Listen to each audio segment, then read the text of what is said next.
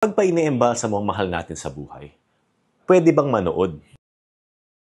Maganda po itong tanong ni Manuel Simon at ito rin po marahil yung tanong ng karamihan sa atin. Totoo ba yung mga bali-balita na minsan may mga embalsamador or mga funeral personnel na pinagsasamantalahan yung mga patay? Narinig nyo na po yung sa sementeryo, di ba, yung ginahasa. Now, unfortunately, at nakakahiyaman po itong sabihin sa inyo, minsan po nangyayari itong mga ganito. No, meron pa mga embalmers or funeral personnel, lalo yung mga talagang unprofessional gumawa, pinagsasamantalahan or may mga ginagawa na hindi dapat sa mga human remains na sinaservicean nila. Aside from that, minsan, pinagkukwentuhan pa nila kung ano yung mga nakita nila sa loob, lalo na kung babae or maganda yung yumao. It is very unprofessional and not acceptable in any way.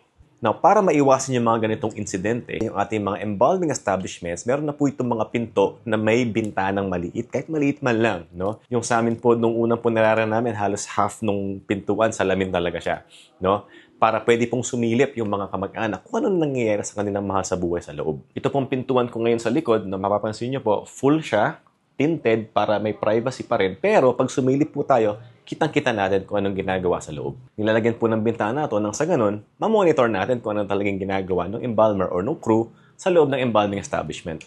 Kasama po kasi sa in-expect ng pamilya is yung, siyempre kung nanay or tatay ko yan, dapat yung kanyang paghihigaan dapat malinis at yung mga crew po na mag-handle sa kanyang katawan ay very professional. Ibig sabihin, very minimal yung mga conversations sa loob, maganda yung pananamit, maganda yung asal. Pwede pa naman magkwentuhan yung crew sa loob, pero yung mga appropriate things lang sa loob. Siyempre, hindi ka pwedeng tawa ng tao sa loob. Hindi ka pwedeng mag-misbehave sa loob kasi may times na pag nakita ng pamilya, kung anong in-expect as professionals, ganun yung makakita nila. Para rin po kasi kami mga surgeons, mga embalmers, no? So, meron po kaming procedure na sinusunod, may certain conduct, may behavior sa loob ng morgue na acceptable and very professional. So, pwede bang manood? Yes, pero hindi lang po sa loob. Doon po tayo sa labas, sa may bintana. Kasi nga, kung pumasok ka sa loob, baka maka-apekto po sa ating paghinga, sa respiratory system, baka ma-irritate po yan. After the embalming, minimake sure po ng mga embalmers na disinfected yung area, walang amoy, para po kung sakaling sa huli, may gustong last minute ipasuot sa patay, or hikaw, or may gustong ipahawak bago po ilagay sa kabaong, or yung final touches sa makeup niya at saka sa buhok, pwedeng i-adjust. Pag malinis po yung morgue at professional yung mga tao, comfortable yung pamilya, tignan muna yung kanilang mga sa buhay bago iburol.